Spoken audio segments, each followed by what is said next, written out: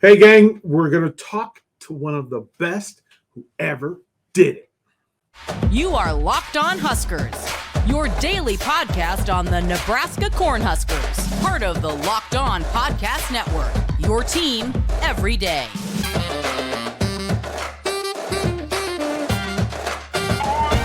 Hey, gang, DP, appreciate you hanging out with us again on Locked On Huskers, making Locked On Huskers your first watch and listen each and every single day. And the best way to go through the weekend is to bring you kind of talent we're going to bring to you in this episode. Buckle up. It's going to be a good one. I'm excited about it. I want to thank the folks from Built.com, right? Special treats, special flavors, and it's healthy for you. It's all good for you, right?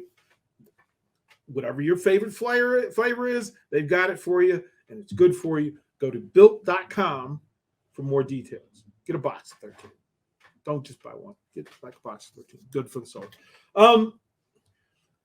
Through Locked On Huskers, you get the opportunity to bring Husker fans close to close, face to face with some of the greats to ever do it. Today is no exception. I'm excited. I'm flattered. I'm humbled. I'm appreciative that this young man has decided to spend time with us and talk a little Huskers football with you and with us. Let's bring in number 30 himself, Ahman Green. AG, what's happening, brother? Man, not much. How you doing? It's so good. Most Husker fans think of you in the Mount Rushmore of runners at what was once considered running back you. Yes. Like this was the thing, right? Yep. So if I asked you to talk to young Ahman and say, as a 17-year-old, Ahman, you're going to have the career that you're going to have at Nebraska. You're going to have the career at Green Bay. You're going to have these Hall of Fame careers. What would you say to young Ahman? I would say, trying to think. I would say just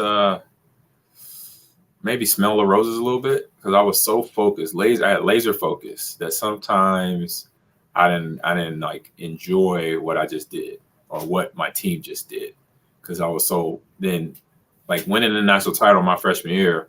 I was already thinking about okay, what we gonna do sophomore year. You know, I was already thinking ahead instead of enjoying Arizona, the weather. You know, we beat the Gators, and then in a couple of months we're gonna have a national title ring on our fingers.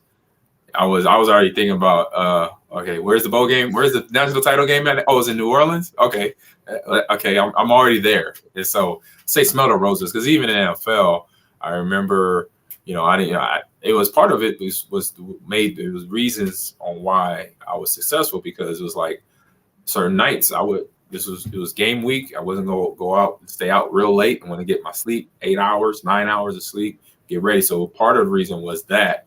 But occasionally one time hanging out just a little later with my teammates to get to know them more, which I did in the long run. But, sharing those moments where we could just hang out and kind of relax, decompress from the week, which I did that with, we would go to a lineman dinner. But then dinner, I would go home. Everybody else probably go grab one drink at a bar and then head home. And so me, I was like, nope, during the season, no alcohol in my body, but once a week wouldn't have killed me. Or I say just smell the rose a little bit while you're playing because you already get to know your players, your teammates. I say playing in the locker room, but when you kind of get to let your hair down moments, when it's just you and them, if it's playing video games, doing something I like to do, which a lot of guys did here in Lincoln, a lot of guys did when I was in Seattle and Green Bay, maybe doing that with them, and where they didn't see me always intense and working out in the weight room or practicing hard, doing my thing on the practice field. So you mentioned telling my young self, man, just smell the rose a little bit, have a little fun, and enjoy the route a little bit more that way.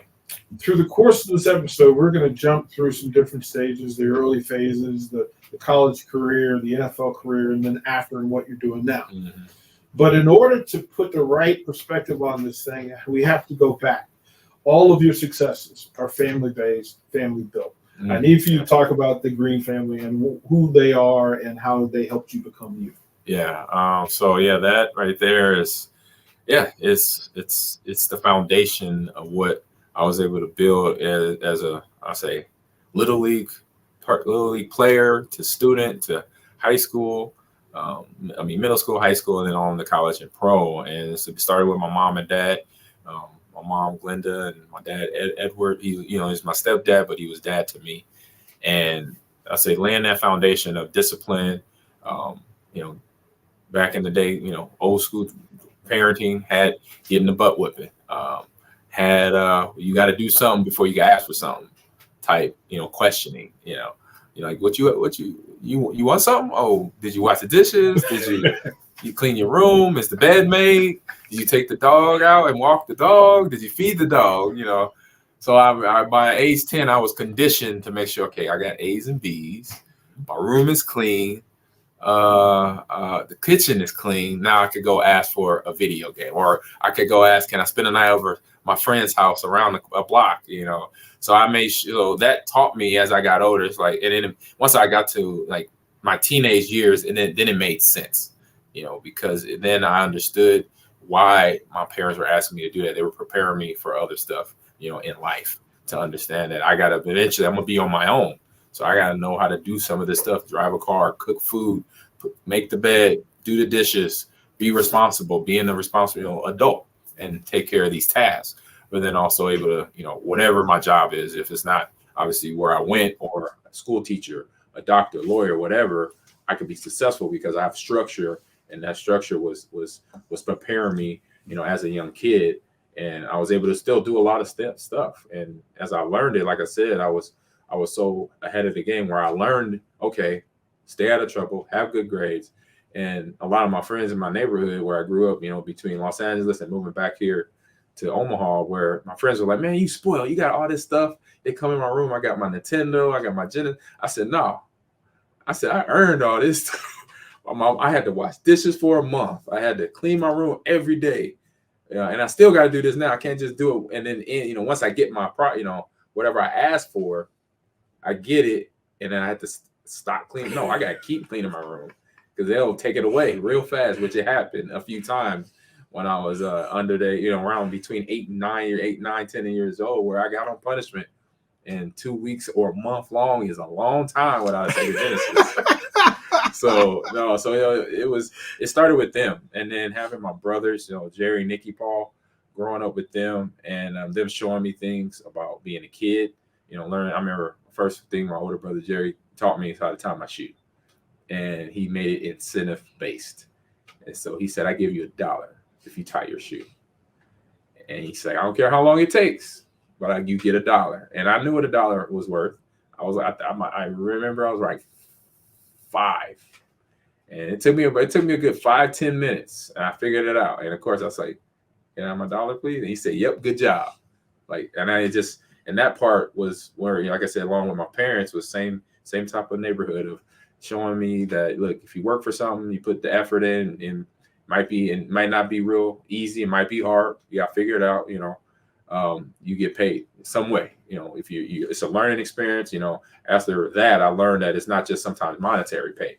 You actually learn, from a metaphor type of sense of, you just learn something new that a lot of people don't realize. Having patience, or learning a trade. Learning how to fix things. Or I remember doing, taking my brother's house, going to my brother's house and taking roof shingles off for the summer. And like, woof, it's summer in Nebraska, it's hot. So I learned how to, work through that. And then obviously learn how to take shingles off a roof. It's not that hard. You just got to get up there, make sure you don't fall. So just having them around me, and and then my sister too. My sister Tosh, she, her and my mom were like the health fanatics in our family, where they taught, they would read stuff in an article, find stuff in a magazine, and then put it in our diet every day, daily cooking. And pause right there. Pause right there, because that's a great launching point. We're going to throw the break. We're going to come back. I'm going to the health part, and then the athletic part, because the health part leads to the athletic part, and we'll talk about this high career, which led to a college career, which led to an NFL career. Yeah. All of these things build through. This is Ahman Green on Locked On Huskers. We'll be right back.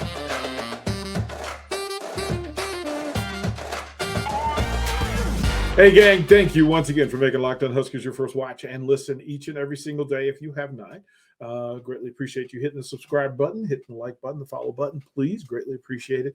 Your support has been fantastic. And for you everydayers, you folks who show up every day for this content, greatly appreciate you. This is why we're able to go and get Ahman Green and bring him on and let you hear from one of the Husker greats. He was just telling a story that in a family full of standards and mission and purpose, that healthy matters, right? So you're talking about sister and mom, they would find something that was going to help everybody live a better life and put it into your life. How does that help you become the athlete you became? So I get introduced to it when I'm like in my preteens, 8, 9 years old. Of course I'm bucking it because I'm a kid. I want sugar. I remember having a conversation where I remember as a kid, I said to my mom, I'm thirsty. Can I have some Pepsi, please? And I was like, I think about it and I'm like, I do remember saying that. I'm like, oh my God, I was so uneducated, naive, just thinking that Pepsi, because it's a liquid, is going to quench my thirst, not knowing that sugar is probably the worst thing you can have in your body when you're trying to be hydrated. It dehydrates you. I learned that later as a teenager.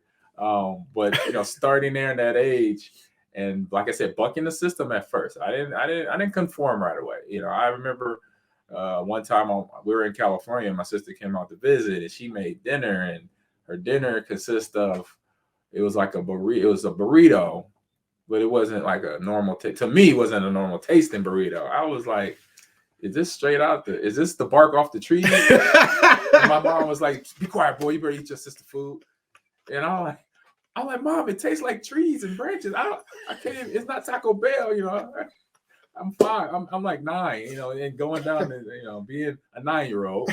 But once, my mom sat me down. I was already sat down, but explained to me what the health food and then going to the grocery stores, introduced me to it that way. Then it was breaking that barrier down of just my unknowing this information. And it's like, oh, so what's that for? Asking what the type of fruits they are, what type of vegetables, and what type of water that is, and what's different about that water compared to our sink water, and finding that out, that it's filtered, it's cleaner, and different juices that you can drink, and learning that a lot of vegetables and fruits can actually help heal ailments about our bodies, and learning that before the age of 15, then I started to really pick up on it. So then by 15, I wasn't bucking the system. I wasn't bucking when my mom cooked a plate of something that I didn't recognize. I get a little small bite, and then like, oh, this tasted pretty good. Or if it didn't taste, too great, I try to get some hot sauce, some salt or pepper, keep it in the bag, man. Get a little flavor on it. But as I grew up, I've learned, obviously once I got to Lincoln, that's where it was just like, it was in my face now, because we had the training table, and we had Dave Ellis. He had our whole training table color coded. Red is bad, yellow is down the middle, green is good. From the fruits, the vegetables, the meats, the pasta, whatever that was in that area that we picked out as all athletes. It wasn't just football; it was baseball, basketball, volleyball, track athletes. We all ate together at the training table, and then that started my journey around knowing that, okay, not only working out and getting rest is a part of my life right now. Now it's also the food that I eat, because like when I was in high school, being young, your metabolism fast, you're young, and my brother is like, just eat everything. You could get away with that, and I didn't understand that right away. But I was like, all right, I did understand. Eat everything in front of me. Burgers, hot, whatever. My mom cooked. If I was out with friends, going to McDonald's, going to the burger spot, Timeout Chicken in Omaha, where that was a frequent place, and just learning. Okay, and then I started learning about how the food is prepared, and how what's better to eat, from fried foods to baked food, and then going through all that and learning it. By the time I get to the NFL, I'm starting to master it, where I knew how to cook my own meals and how they need to be prepared. And then every now and then having somebody that is in the neighborhood who is a professional nutritionist to give me tips and talking to them. And then it just carried with me. And now I'm kind of like, I'm pretty much a certified nutritionist, where I could tell people cut back on sugars, cut back, drink more water. We're 75% water in our body, and there's other discoveries out there about from H2O to H3O.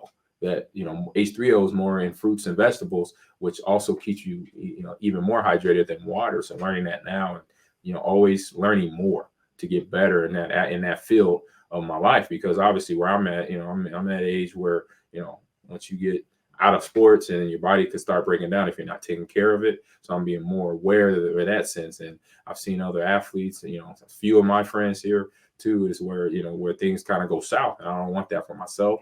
And then for me doing this, just me passing the torch, just like my brothers did for me, my mom and dad, my sister did for me. Now the next generation can watch. I could teach my kids, hey, this is why you eat like this. You want to be conscious of it. And you want to make sure then at the end of the day too, you do have to give yourself a treat. You got to have a cheat day. You can't just be 100%. If you can go 100% all, if it's vegan or, not eating red meat. And if you could do that, great. I say, look, I'm from Nebraska, so I got to have a little red meat in my life. All right. It's a beef steak. Yep. So I do have my cheat days, and I think that's good in moderation.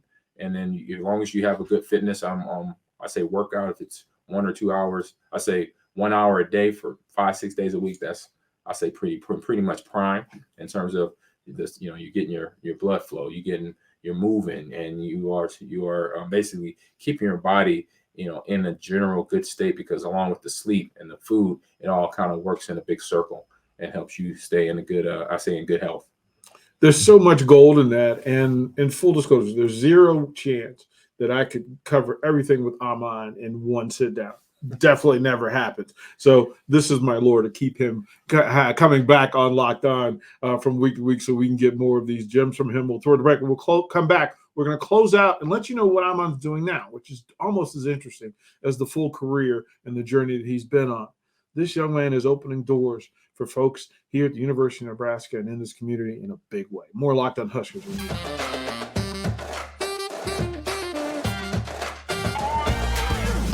Hey, gang, thank you again for making time to spend with us on Locked On Huskers each and every single day. Greatly appreciate it. Ahman Green has taken us through and given us some of the backstory and the history and the foundation and all the things that helped make him great. And now he's at a place, and there'll be other episodes where we talk about his football career and the actions and the games and the opponents and rivals, and we'll talk about those things. But in this one, I want to talk about what you're doing now. What brought you back to the University of Nebraska? That's real easy. Basically me having another passion in the video game world, but then you go to the area of esports, and I saw this probably back in 2016, so it's probably 7 years ago, where I was at I took a leadership development course in the Green Bay area. And halfway through the course, on a Monday, on the weekend, I was at home. It was something I caught on TV. It was the X Games. And the X Games at the time, I'm not sure if they still do it now, but at that time they were running, X Games, which is, freestyle skate, slalom and downhill skiing and stuff like that. And then as a part of the event, they had an esports component attached to it. And in that component was a Halo tournament, and Halo is one of my favorite shooters. So I was like, let me watch this for a little bit. So I'm watching it, and then long story short, we get to the end of the match, basically who wins, who loses. So there's one team that had a player by the name of Lethal who still plays. He's a pro today, and I actually got an opportunity to meet him in 2019. So this is 2016, and his team got beat in the early rounds. And so he got frustrated, mad at his teammates, got into a little argument, and he basically jumped to the other team that they just lost to finish out trying to play against his team, because he was upset at the teammates, the coaches, or whoever. And I'm saying to myself, sitting and watching it, I'm like, this would not happen in the traditional sport world. We won't have Michael Jordan going to play for the Celtics. No. You wouldn't have myself to say, hey, I'm going to go play for the Bears because you didn't give me the ball enough or whatever. I said, that's not happening in traditional sports. It could happen where a coach can get in an argument or a player can get in an argument, but they're not leaving the team during the tournament to play for the other team and then lose. And also, I'm like, there's a space for me. Not saying obviously there's no coaching in esports. No, I wasn't saying that, but I'm like, I've been around traditional sports. I've been around great leaders in my life, from the football, from the baseball world. I had Coach Tom Osborne here. I had, Mike Sherman. I had Mike Holmgren. I had Mike McCarthy. I had when I played Little League baseball in Los Angeles, one of my coaches, Coach Cliff, I can't think of his last name, but his first name was Cliff. He was a pitcher in the Negro Leagues. So he was teaching us stuff in baseball, being a pro, that we were 10, 12 years old. We were doing squeeze plays, for a Little League team. And that was the other coaches in the team were looking at us like, wait a minute, did you just do a squeeze play on us? So having that leadership, I just kind of reverted me back to what I just saw. It's like, okay, I know it's not my arena, but it's esports. This is a Halo tournament. These are Halo players. But I understand teamwork. I understand developing players. I understand developing coaches. I understand developing structure around a business or an industry that quite doesn't have it yet. Because that shows me the structure is not all the way there, where you have a player that wants to quit one team because they lost and he got in an argument, and to go to another team in the same tournament, the same day, the same 20 minutes later to compete against this team he drove there with.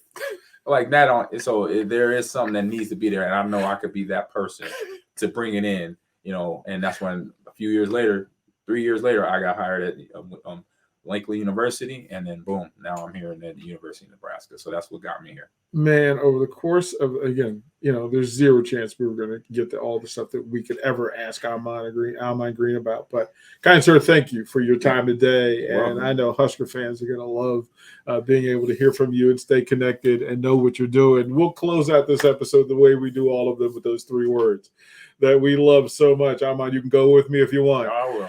Go Big Red.